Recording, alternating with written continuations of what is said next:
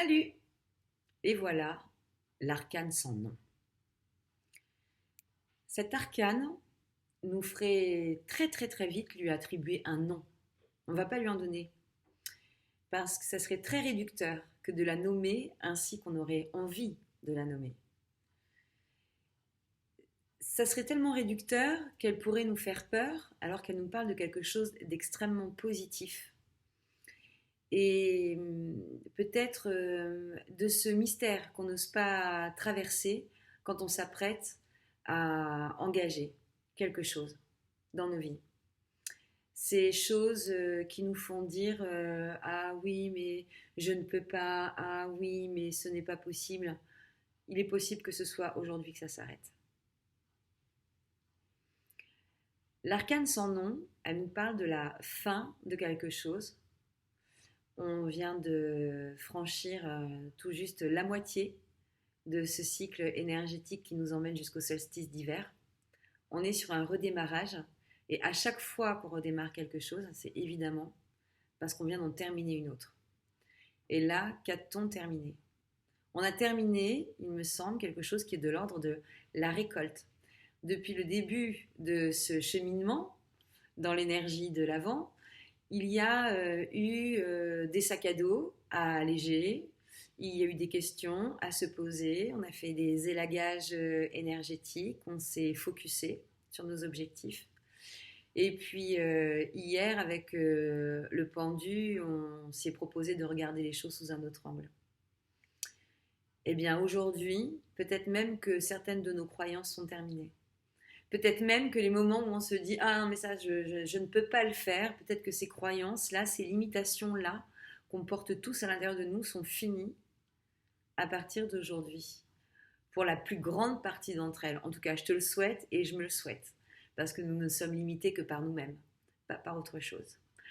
Et là, cette arcane sans nom, elle a aussi un parfum comme une énergie quand tu arrives au fond du trampoline, juste avant de rebondir.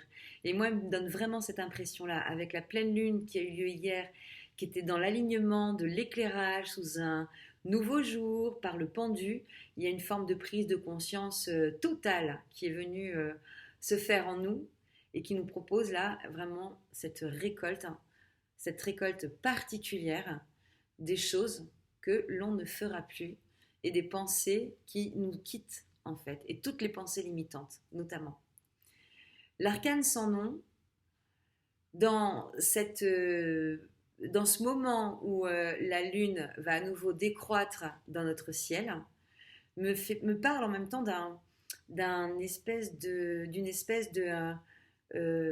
vraiment finale en ce qui concerne certaines choses de nos vies, de quelque chose, d'une page qui se tourne, de choix profonds, des vœux profonds qui sont faits et qui sont à présent complètement en phase d'être exaucés. Il y a un alignement très fort là qui se propose à nous pour les prochains jours. Il faut vraiment en profiter, c'est intéressant d'être dans la bonne vibe à ce moment-là.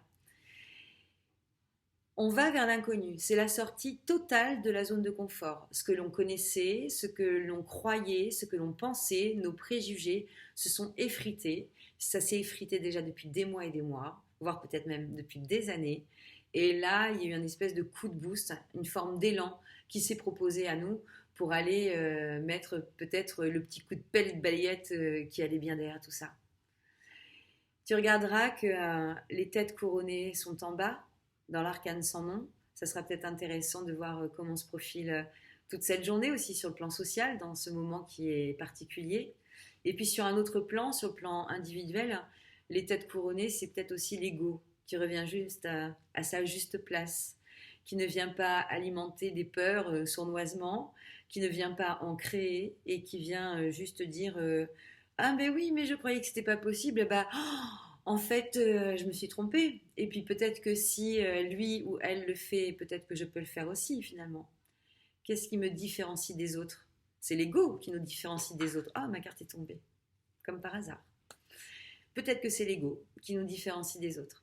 Peut-être que, oui, il est temps d'arrêter de penser à ce genre de différence. Si Pierre-Jacques y arrive et Marie-Jocelyne a du succès, pourquoi est-ce que ça ne serait pas ton cas? Et pourquoi est-ce que ça ne serait pas mon cas non plus? Alors, le premier pas est peut-être le plus difficile à franchir. Un peu d'audace pour cette seconde partie de cycle, j'ai envie de dire. Allez, à demain, je t'embrasse.